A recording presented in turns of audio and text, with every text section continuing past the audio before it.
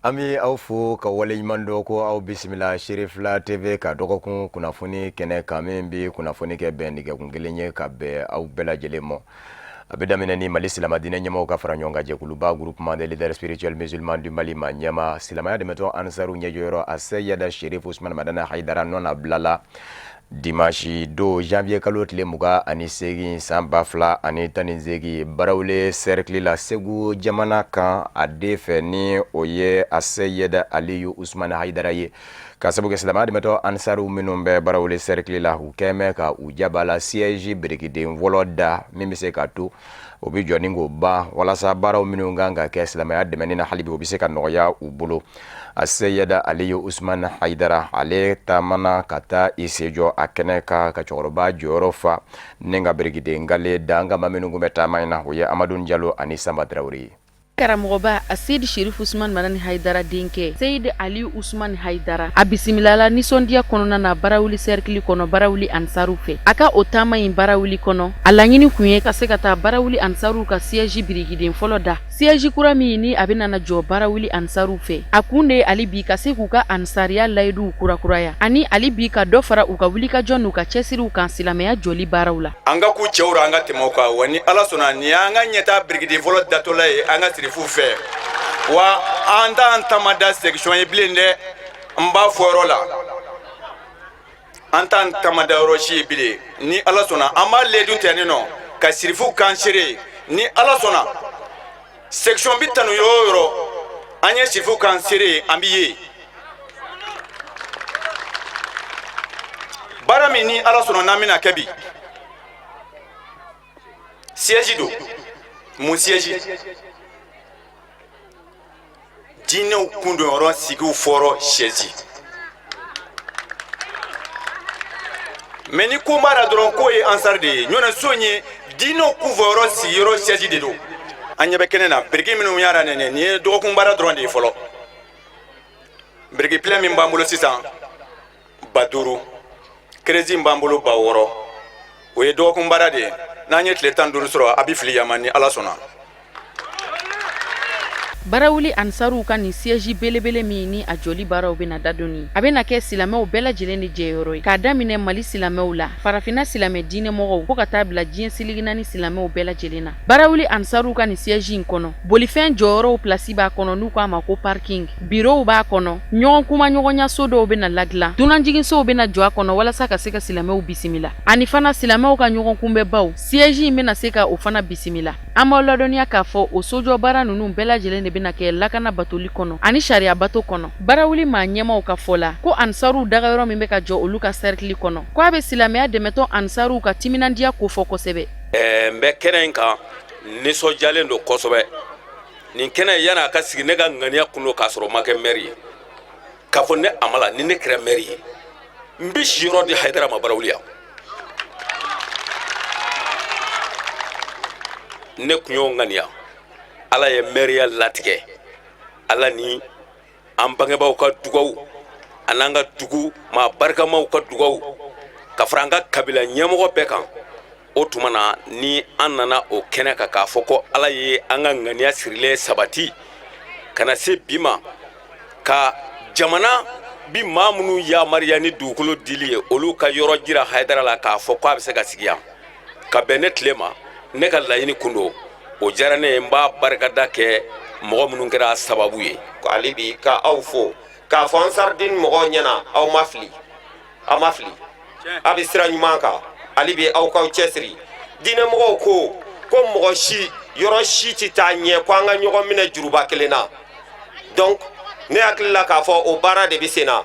bɛn o de bɛ diɲɛ ko bɛɛ dilan a ye ko to ɲɔgɔn ta la a ka so ɲɔgɔn ye ne hakili la ni mɔgɔ min ye Ansar mɔgɔw ye bi i b'a dɔn k'a fɔ ko yɔrɔ dɔ la tiɲɛ yɛrɛ la bɛn b'u fɛ yen nɔ kelenya b'u fɛ yen nɔ ni y'u ye ka ko caman na i b'a ye k'a fɔ ka organiser cogo o b'o jira i la donc an bɛ aw fo kuma jɛnyana préfet ko k'aw fo k'aw waleɲuman dɔn ko ni Ala ni kira jɛnna n'a ye ko ni ɲɔgɔnna caman baara kɔnɔna na ale yɛrɛ bɛna baara lajɛ baara kɔnɔna na fo ka taa se kurumokarani ma a yɛrɛ bɛ ye a kɛnɛ kan k'a fɔ Ala ka dugawu k'an ye baara min bɛna daminɛ bi Ala ka timɛ ɲuman yira an na ni ala kama bara min filɛ nin ye ala k'a to a tɔ ka caya kosɛbɛ an ka cercle kɔnɔ sabu an b'a dɔn k'a fɔ Mali kɔnɔ a baara nin daminɛnen don yɔrɔ caman. An karamɔgɔba a Seydi Sherif Usman Madani Haidara denkɛ Seydi Ali Usman Haidara n'ale kun ye a fa ka ciden ye barawuli Ansaru ka siège birikiden fɔlɔ dali senfɛ a y'a ka nisɔndiya jira kosɛbɛ ka sanga ni barawuli Ansaru ka nin sojɔ baara in ye wa a y'a jira k'a fɔ ko ale nimisi wasalen a n'a kunkɔrɔtalen de bɛ nin birikiden fɔlɔ da. An da sera ka se maa o maa ma an da ma se ka se maa o maa ma bɛɛ lajɛlen ka foli bi yan ka bɔ an ka cɛkɔrɔbaw la n'o de Usayi Sekuba Haidara ye kana se Burama Haidara ma olu minnu jɔlen filɛ yan ani ka fara an ka cɛkɔrɔba min sigilen filɛ nin ka fara bɛɛ lajɛlen kan c'est-à-dire an kɔni an t'a dɔn an bɛ min yɛrɛ fɔ ka min to yen dɔrɔn an nisɔn de jalen don an wasara barisabula an ye bonya bɛɛ lajɛlen sɔrɔ vraiment n'o sababu ye a ye fɛn bɛɛ sɔrɔ n'o sababu ye ka musow fo k'an balakaw fo u ka cɛsiri la u ye kumakan sanuma minnu fɔ an b'o fo la danti foli min na ka Jamiyatul Ansarudine fo olu minnu ye nin segin laɲini bi n'o de ye ka na karamɔgɔ ka so biriki fɔlɔ da ka laban tuguni ka siège fɛnɛ jɔ n'o ye diɲɛ silamɛ bɛɛ bɛ se ka ɲɔgɔn sɔrɔ diinɛ baarakɛla bɛɛ bɛ se ka ɲɔgɔn sɔrɔ hukumu min kɔnɔna la an b'o fo la k'u waleɲuman dɔn k'u barikada u y'o de fɔ k'olu bɛ retard la anw t'a ye ko retard don barisabula anw bɛ min ye adamaden n'i bɛɛ di maa o maa ma kaban ayiwa n'i ye fitinin b'o la o ye fitinin de ye anw b'o jateminɛ o ye fitinin de ye Jamiyatul Ansarudine ka daminɛ barawuli kɔnɔ yan ka se diɲɛ fantan naani bɛɛ lajɛlen na a bɛɛ lajɛlen yɛrɛ di ala ka silamɛya de ma n'o de ye layidu 6 tali ye fɔlɔ o kɔfɛ tuguni o nana layidu wɛrɛ ta u yɛrɛ kan k'a fɔ an bɛ ala ka diinɛ in dɛmɛ an ni a n'an ka nafolo ne hakili la o b'a bɛɛ bɔ. An m'aw ladɔnniya k'a fɔ barawuli Ansaru ka nin siège in a musaka bɔta bɛ taa jɔ fo sefa wari la $118,000 na wa musaka in bɛɛ lajɛlen bɔra barawuli Ansaru ka waganden de kɔnɔ. APEJ ni o ye cakɛda ye min ɲɛsinnen don denmisɛnninw ka baarako ɲɛnabɔli ma a bɛ waati bɔ sa kuma bɛɛ san o san olu bɛ a lajɛ denmisɛnnin min bɛ u ka bolo kan ni u bɛ k'olu ka dɔntaw ka wuriya kɛrɛnkɛrɛnnenya sɛnɛ nasiraw ka APECAM ɲɛma ni o ye sɛnɛkɛlaw tɔgɔlaso ɲɛma Bakari la u ka foro ta bɛ kɛ ni denmisɛn ninnu ye ka taa u ɲɛda baaraw kɛcogow kan a bɛ don fɛn min kadara kɔnɔ o ye tɛgɛden ɲɔgɔnma min ni o bɛɛ kɛnyɛrɛ ye ani furuba cɛw ni ɲɔgɔn cɛ a bɛ don o de kadara kɔnɔ o kɛra sibiri tɛmɛnen minisiri min ɲɛsinnen don denmisɛnw ka baarako ma ni o ye Mawuludu Ben Katara ye ale tun bɛ kɛnɛ kan ka taa se APEJ yɛrɛ directeur général ma an ka jɛ k'a ɲɛmada u fɛ. Jateminɛw y'a yira k'a fɔ ko maa don an ka jamana kɔnɔ sɛnɛ baganmara mɔni ani jirituru binakun kan ɲɔgɔn tɛ ɲɔgɔnman da don o kadara kɔnɔ denmisɛnnin minnu bɛ n'u tilara kalan na ni baara t'u bolo n'an b'u wele ko stagiaires APEJ ka bolo kan u wulila ka t'i ɲɛ da Bakari Togola ka foro la yaasa ka kɛ misali ye. An y'o faamuya sisan visite in kɔnɔ de an y'a faamuya k'a fɔ mɔgɔ bɛ se ka kɛ fɛn ka sɔrɔ hali ma taa ekɔli la c'est-à-dire il suffit seulement i ka courage sɔrɔ i bɛ ka fɛn min kɛ i ka da la ni misi mara de do ou bien ni jɛgɛ mara de do ou bien ni sɛnɛ de do e yɛrɛ bɛ na mun kɛ fɔlɔ i ka da la k'a fɔ vraiment nin fɛn in bɛ se ka nafa lase ne ma a ka ca Ala fɛ don n'a nataw la ni mɔgɔw y'o faamuya ne bɛ fɛ ka misi mara de kɛ k'an sɛbɛ don o ma ka da la Mali an bɛna se don dɔ ma mɔgɔw bɛ en tout cas mobili ni avion ta ka na Mali la ka na baara ɲini an fɛ ka baara dege. Bakari Togola waleya in diyara ye kosɛbɛ bari sabu k'a da kan a y'a yira k'a fɔ ko ale bɛ baara min na ni maa sɔrɔla k'o kɛ misali ye o bɛ dusu don ale kɔnɔ a ka caman fara a ka baarakɛta kan ni ka tila k'a yira k'a fɔ ko sɛnɛ mɔni baganmara jirituru ko de bɛ se ka kɛ sababu ye yaasa k'an ka jamana bɔ nɔgɔ la. Donc an b'a fɛ ka denmisɛnninw assurer an bɛ min fɔ télé ni radio la u yɛrɛw kana dɔnni dɔn ka n'a lajɛ ne yɛrɛ yɛlɛmajɔ do foro la ne b'a fɛ ka yɛlɛmaya sisan ka na n ka baara ɲɛsin parce que n bɛ min kɛ Bamakɔ n'o bɛ min tiɲɛ ma ni n bɛ yan n bɛ se ka taa n ka baara kɛ bureau la ka na si yan don o don ni don min tɛ baara kɛ don faire face à mes problèmes parce que bagan foro muso n'i y'a kalifa kojugu a bɛ taa k'a tigi bila a si tɛ sɔn kalifa tɛmɛ kojugu ma donc n'i yɛrɛ ɲɛ bɛ yen fɛn jɔ ye k'o kan ka tiɲɛ i bɛ se k'o attraper denmisɛnninw fana jicogoya bɛ k'u la yɔrɔ dɔ la n'i yɛrɛ ɲɛ bɛ yen a bɛ se k'u jaragɛlɛya. An bɛ tɛna d'aw ma dɔgɔtɔrɔso ko projet b'a la parce que ni adamadenw mara yɔrɔ min na i b'a ye kɛnɛya ko bɛ yen i ye misiri ye parce que an ye silamɛw de n'an tilala baara la ni mun kan ka seli olu ka seli an bɛ ka restauration ko yɛrɛ fana miiri yan Fongo fait n'a be produit do na tawla na na visite la jobe ya ba mawfle kono sugo num fle sugo re chama benebolo so ale suro balajo jigina abenebolo so na donc localu be ya an yerbe ga mu adopter mawla olu fana be parce que ni fen dige mo la nanana mais den je benebolo so kono ni be dumun la be na buru dunde bolo mais ni afo mo nyana mine be na dumuni ke mo bolo na tigi mai aba fo to aba ko kalodo donc fongo fait abebe adopter mo la Ministre min ka ca bɛnnen bɛ denmisɛnw ka baaradege an'u ka baarako ɲɛnabɔli ma. Ministre de l'Emploi et de la Formation Professionnelle, Monsieur Maouloud Ben Katra, a ye wele kɛrɛnkɛrɛnnen bila denmisɛnninw ma ni ka tila ka u hakili la min ka da sɛnɛ, baganmara, mɔni ani jirituru kan. O min bɛna kɛ sababu ye a ka fɔ la ka baarako gɛlɛya k'o kɛlɛ k'o bɔ an ka jamana kɔnɔ. Minnu bi ɲɛfɛ u tilala kalan la baara t'u bolo an y'u ta an ka ministère tɔgɔ la san kelen k'u bila bureau dɔ kɔnɔ u ka fɛn dɔn yanni san kɛlɛ cɛ mais an ka président Bakari Togola o don na a kumana a ye kuma min fɔ fana o kuma sabatilen don a ko denmisɛnninw ma ne ko ni Bakari Togola n b'aw ka disposition la su ani tile su ni tile n b'aw ka disposition la. An b'aw ladɔnniya k'a fɔ ko nin taama min ni APJ denmisɛnninw y'a kɛ a kɔni fisayar'u ma kosɛbɛ bari sabula u ye dɔnniya caman sɔrɔ sɛnɛ baganmara jirituru ani mɔni kan wa u ka fɔla u ka laɲiniw bɛɛ lajɛlen sabatira Dabara ale n'a ka fɔlikɛlaw olu kɔni ye kulon sɛbɛkɔrɔdiya n'u ka fɔlisen dumanw ani dɔnsen ɲumanw ye. Foire exposition de Bamako FEBAC ale kunjɛra tako tani lana a bɛ labɛn an ka jamana kɔnɔ kɛrɛnkɛrɛnnenya jagokɛlaw tɔgɔ la so fɛ ni o ye Chambre du commerce et d'industrie du Mali ye an b'aw ladɔnniya k'a fɔ ɲinanza Chambre du commerce et d'industrie du Mali ni o ye jagokɛlaw tɔgɔ la so ye a kɛ n ko ka maa min wele k'o kɛ a ka dunanba ye o ye Algérie jamana ye. Wa ma bɛ se k'a fɔ labɛnw minnu ni olu kɛra FEBAC nasiraw ka a labɛnw bɛɛ lajɛlen sera ka sabati Amadou Kamara, Dramane Male ani Sama Traoré ka fɔ la. Foire internationale de Bamako bakuruba la FEBAC a daw tuguna bonɲɛ hakilisigi ani karama kɔnɔ ko la bɛnbagaw ka fɔ la ka sabu kɛ a kɛra wagati kɛrɛnkɛrɛnni Mali jagokɛlaw ka fara diɲɛ fan wɛrɛ taw kan u bɛɛ lajɛlen ye nimisi wasa sɔrɔ ko la bɛncogo la. Bon, n bɛ se k'a fɔ a tile 15 kɔnɔ la an bɛ se k'a fɔ alhamdulillah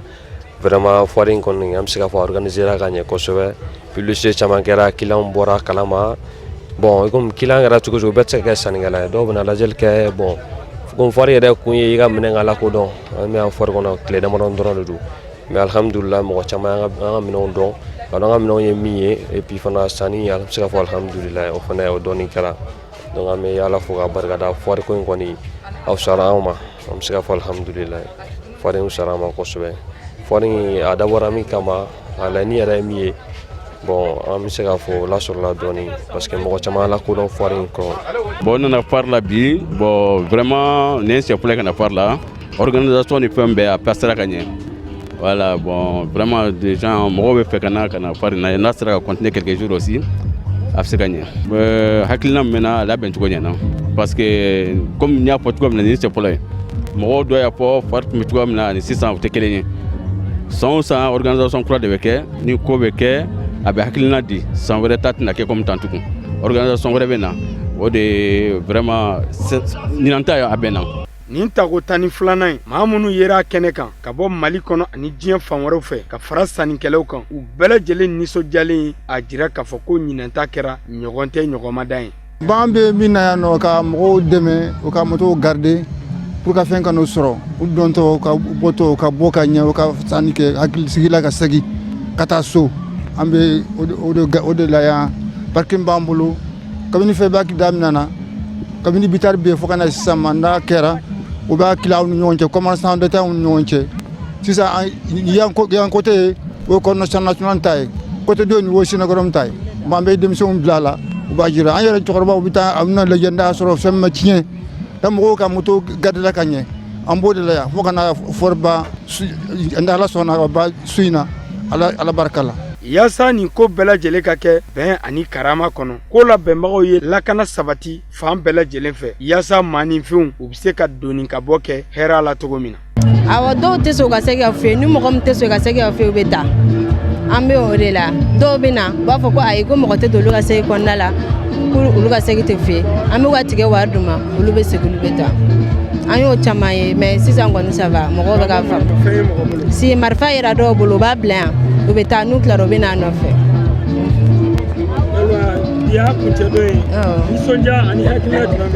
ɲɛnafinw bɛna minɛ dɛ parce que an ni exposant dɔw donna ɲɔgɔn na mais ça va alhamdulilayi. ɲinɛnta ni santɔ cɛ aw yɛrɛ jamaba de yɛrɛ ɲinɛnta la ka tɛmɛ santɔ ta kan. an b'a yira aw la k'a fɔ ko ɲinan febaki ni nin tun y'a ta ko 12nan ye maa minnu kɛra sababu ye k'a ko bila sen kan n'o ye chambre de commerce et d'industrie du Mali a ma ɲɛma Yusuf Bacili a ye foli ani bonyamasegeli kɛ maa o maa sera sugu fiyɛ in kɔnɔ nin dɔgɔkun 2 kɔnɔna na ka tila ka yafa ɲini kɛ jama bɛɛ lajɛlen fɛ n'a y'a sɔrɔ degun sɔrɔla a kɔnɔ ka tila ka an bɛn ko boloda ni Ala sɔnna ma san 2000 ani san 19 tako 13nan binakun kan.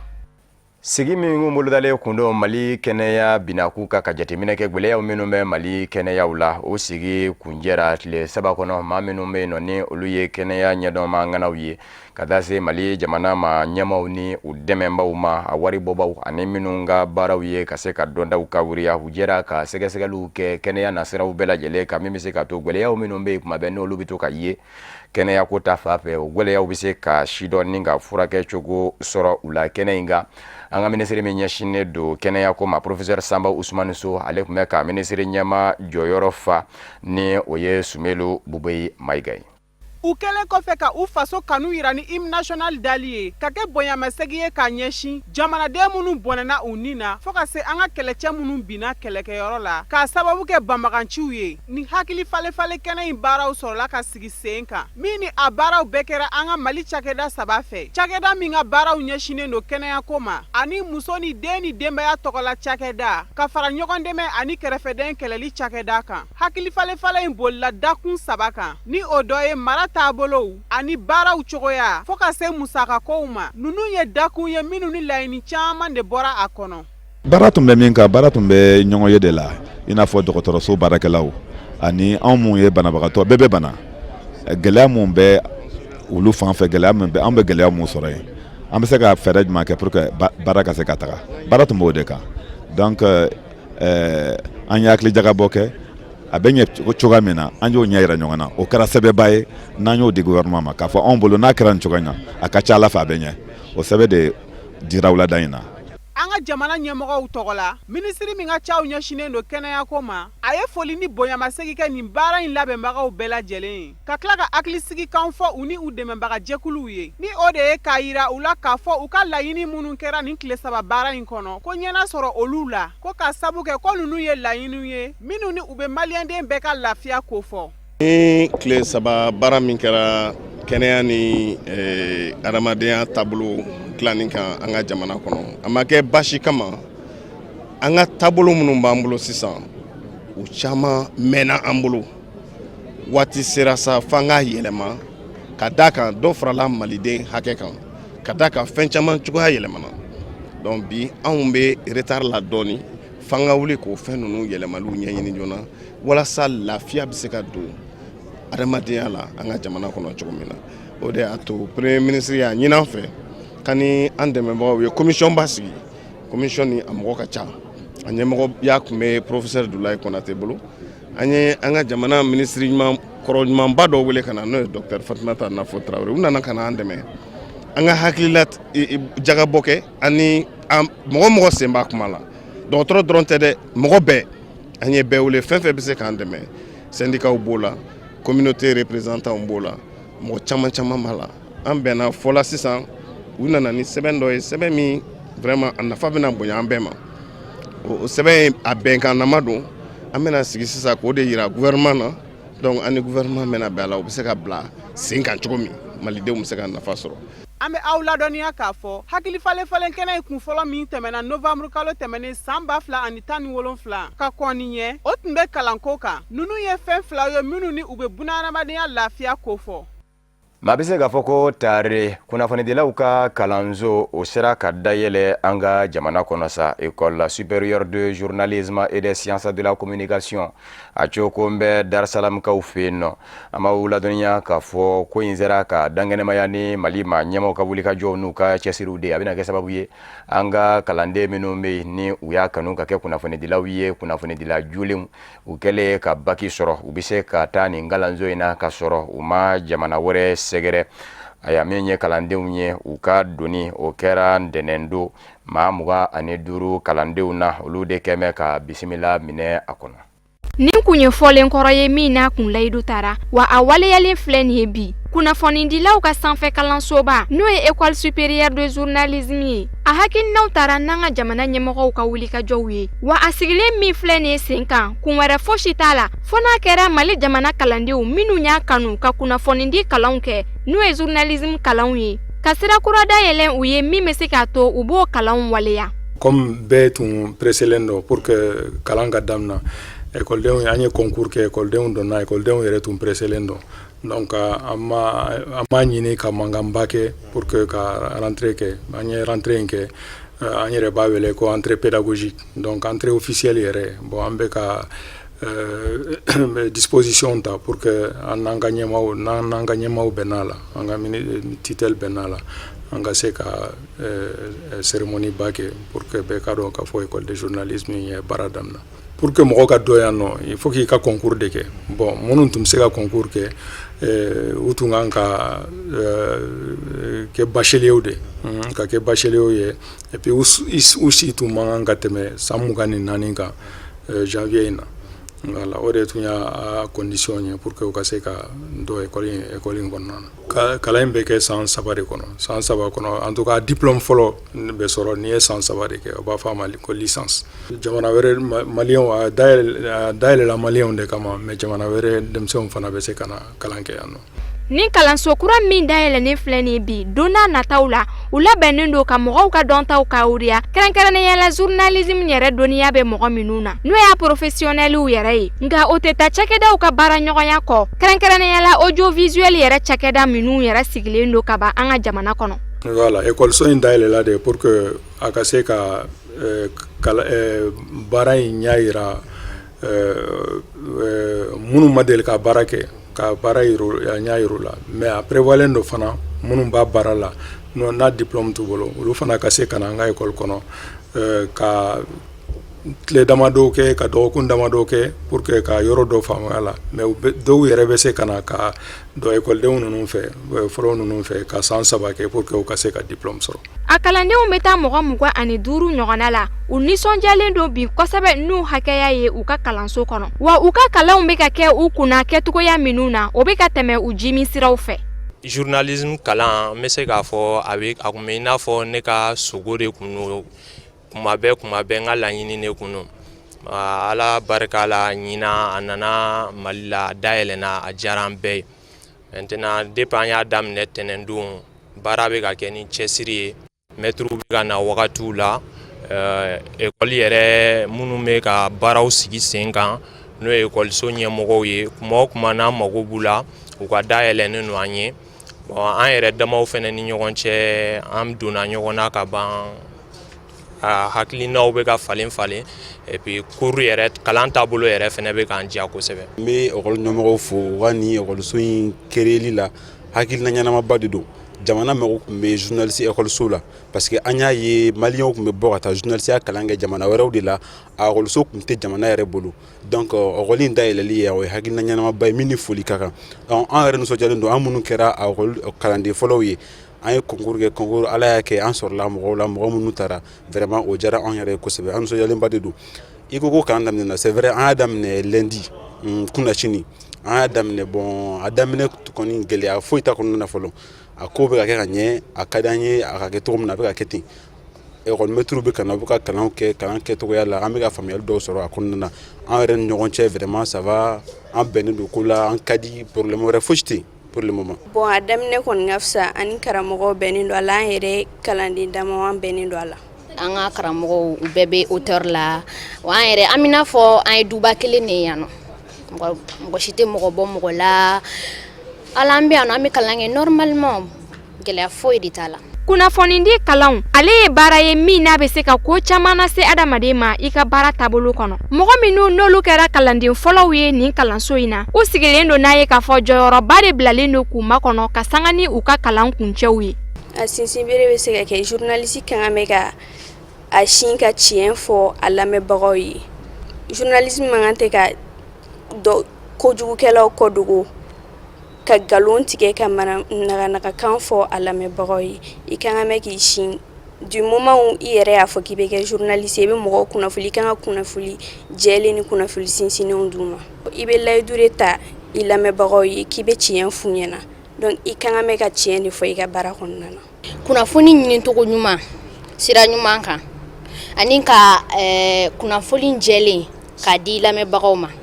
O ye journalisiya jɔsen dɔw ye ani fana I kana to wari k'i lamabɔ I lamɛnbagaw la. Mali ministre min ɲɛsin bɛ Mali ni jamana wɛrɛ ni ɲɔgɔn cɛ koɲɛ ɲɛnabɔw ma ni o ye cɛman Hubert Kulibali ye. Alamisa février kalo tile gale a ye kunnafoni dikɛnɛ dɔ sigi sen kan minisiriso lajɛ kɛ so kɔnɔ kuluba ka kunnafoni di kunnafoni dilaw ma kɛrɛnkɛrɛnnenya jɛnɛsɛlɛkɛ naani tɔnba Nations Unies. Ale bi jateminɛ min kɛ Mali jamana kunka bɛn ni basigi o bɛ se ka sinsin cogo min kɛrɛnkɛrɛnnenya san 2017 kalo 3 labanw. A y'a jateminɛw minnu kɛra jɛnɛsɛlɛkɛ naani tɔnba Nations Unies fɛ ka se ka ɲɛfɔli kɛ kunnafoni dilaw ye o kunka o tɛmɛnen kɔfɛ. A y'a min ye Addis Abeba ni o ye Ethiopie faba ye farafinna tɔnba Union Africaine ka ɲɔgɔn kunbɛn ta ko 30nan kɛnɛ fɛnɛ sigira sen kan janvier kalo tile 28 n'a tile 29 fɛn minnu bɔra olu la ka kunnafoni dilaw ladɔnniya olu bɛɛ lajɛlen la. Nin kunnafoni di kɛnɛ in senfɛ Mali minisiri min ni o ka caw bɛnnen don an ka jamana ani jamana wɛrɛ ni ɲɔgɔn cɛ koɲɛw ɲɛnabɔli ma. Ni wagati laban ninnu kɔnɔna na a ye dugutaga minnu kɛ ka taa Ameriki jamana kɔnɔ New York ani Ethiopie faba la Addis Abeba. O taama ninnu laɲini fanbaw kun ye fɛn minnu ye a y'i da don o kɔrɔfɔw la ni ka walawalali kɛ. Cɛman Hubert Kulibali ka fɔ la ko ɲangili wale min ni o bolodalen don diɲɛ selege naani tɔnba Nations Unies ɲɛmayaso Conseil de sécurité fɛ ko ɲangili wale ninnu tɛna na ɲɛsin Mali jamana gouvernement ma. An talen Ameriki n y'a ye k'a fɔ kuma minnu fɔra ye wali sɛbɛn minnu bɔra faamuyali dɔw nana k'u la anw hakili la kɔni minnu t'a faamuya cogo ye sabula Mali de y'a ɲini k'a fɔ bɛnkan bolonɔ bilala bɛnkan min na maa o maa wali jɛkulu o jɛkulu n'o ko a bi dankari o bɛnkan in waleyali la k'a fɔ o tigilamɔgɔw ka ɲangi. Mali jamanatigi de y'a ye k'a fɔ san tɛmɛnen kɛlɛ dɔw kɛra fagali bɔra a la Kidal mara kɔnɔ. A y'a jira k'a fɔ ni fuma siri o kɛlɛ n'o fagaliw la an y'an bolonɔ bila sɛbɛn min na a tɛna se ka waleya n'a dun ma waleya o man ɲi jamana ma. A ko i n'a fɔ ONU ka lasigidenw bi yan diɲɛ jɛkulu wɛrɛw ka lasigidenw bi yan a ye kuma in sara olu la k'a fɔ ko bɛ ka kɛ cogo min na a ti bɛn ale ma fɛɛrɛ ka ɲini walasa bɛɛ k'i hakili sigi bɛɛ k'i hakili kɛ kelen ye minnu bɛ ka bɛnkan waleyali bali bɛnkan kɛ olu ɲangili kan n'u bɛ ɲangi u ka ɲangi Mali kɔnɔ yan u ka ɲangi diɲɛ fɛ ka jira k'a fɔ olu de ye baara tiɲɛnaw ye. Conseil de sécurité y'o résolution ta o résolution ye numéro 2374 ka jira k'a fɔ maa o maa n'a jɔr'i la k'a fɔ e de baara ye bɛnkan waleyali lakarili ye i baara ye de k'a fɔ i bi kɛlɛ lase Mali dugukolo kɔnɔ k'a lase malidenw ma k'a lase jɛkulu minnu nana k'u bɛ Mali dɛmɛ k'a lase olu ma walasa baara in kana ɲɛ e bi ɲangi. Anw y'a mɛn k'a fɔ k'u ko Mali gouvernement de bɛna ɲangi anw bɛ ɲangi mun na anw ka laɲini de ye k'a fɔ minnu bɛ baara tiɲɛ olu ka ɲangi anw de taara fɔ anw de y'a ɲini Mali président fɔlɔ de y'a ɲini Salongo pour que a baara ka kɛ ɲinan ne yɛrɛ talen n y'a f'u ye u k'u hakili to a la k'a fɔ baarakolonkɛlaw bɛ yen u kana ɲinɛ olu kɔ olu b'an ka baara bali a ka ɲi maliyɛnw k'o faamuya a kana kɛ k'a fɔ waati o waati ka maliyɛnw dusu tiɲɛ k'a kɛ i n'a fɔ gouvernement sonsorolen de don wali tintilen bɛ mɔgɔ de tintilen b'an kan min b'a to anw tɛ se k'an ka baara kɛ an bɛ baara la Mali de ye an bɛ baara la malidenw de ye wele min bɛ lase bɛɛ ma u k'u hakili sigi maliyɛnw k'u hakili sigi sanction min fɔra gouvernement ko tɛ o sabula gouvernement ma foyi kɛ min b'a to a bɛ se ka jira k'o sɛbɛntiya k'anw ye bɛnkan in lawaleyali an y'o bali o tɛ yen maa si tɛ se k'o fɔ. Farafina tɔnba Union Africaine ka sigiba min kɛra Addis Abeba Ethiopie faaba la o kɛnɛ in kan Cɛma Iber Kulibali a ye kibaruya dɔw da minnu bɛ tali kɛ fɛɛrɛ dɔw kan ani yɛlɛma dɔw kan min bɛ jamana ka yɛrɛta ko fɔ. Kunnafonidi kɛnɛ bɛ taa kuncɛ waati min na Mali minisiri min ni o ka caw bɛnnen don Mali jamana ni jamana wɛrɛ ni ɲɔgɔn cɛw koɲa ɲɛnabɔli ma Cɛma Iber Kulibali a ye weleweleda kan bila Mali jamana kɔnɔden kelen-kelenna bɛɛ lajɛlen ma ko ŋunuŋunukan minnu b'a la ka dugu minɛ ni waati laban ninnu na ko jamana kɔnɔdenw k'a lajɛ u kana kalaturu o kɔrɔfɔ ninnu bɛɛ kan barisabu ka daa kan ko kunnafoni o kunnafoni n'o dicogo jugu walima o faamuya ko jugu bɛ kɛ sababu ye ni ka dangari kɛ jamana yɛrɛ la walima a ka nafasɔrɔ siraw ko janto kan ka kɛ o la jamana kɔnɔdenw fɛ. Ninnu de sera ka fara ɲɔgɔn kan ka bɛn ni kuma ɲɛ dɔgɔkun kunnafoniw na minnu lasera kunnafoni di so ɲɛmayaso fɛ k'aw fo ka wale ɲuman dɔ aw minnu kɛ kun bɛ ka ɲɛmada ka ɲɛsin jabaraniw ma walasa faamuya bɛ se sɔrɔ aw fɛ Sherifla TV dɔgɔkun kunnafoni na laseli wɛrɛ aw ni maa min bɛ ɲɔgɔn sɔrɔ Usmani Zogo de don yan'o cɛ kan bɛɛ diɲɛ waati wɛrɛ n'Ala sɔnna ma.